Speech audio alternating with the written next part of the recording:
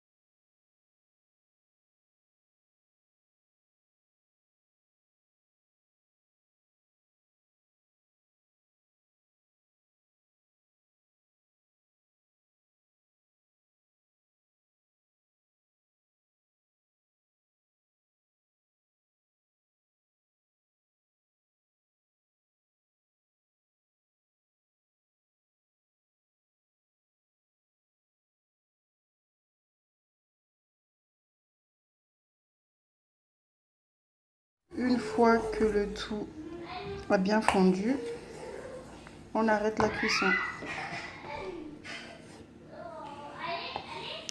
Hors sujet, mais quand on voulait faire du caramel au beurre salé, donc c'est à partir de là que vous ajoutez votre beurre et votre crème liquide petit à petit parce que ça émulsionne et ça brûle de ouf. Donc à partir de là, vous ajoutez hors du feu, vous ajoutez vos morceaux de beurre, du sel et de la crème. Voilà. Mais je vais ajouter du miel. Donc ça, il faut ajouter. Vous voyez, rien que le miel, vous voyez comment ça émulsionne. Donc vous imaginez avec de la crème. Voici mes cacahuètes qui ont bien bronzé. Donc je vais les ajouter petit à petit là-dedans. Ah, c'est chaud. Faites pas comme moi, prenez un truc pour vous brûler. Donc là j'ai mis tous les cacahuètes dans le caramel. J'ai aussi râpé le gingembre par-dessus. Donc après j'ai mélangé.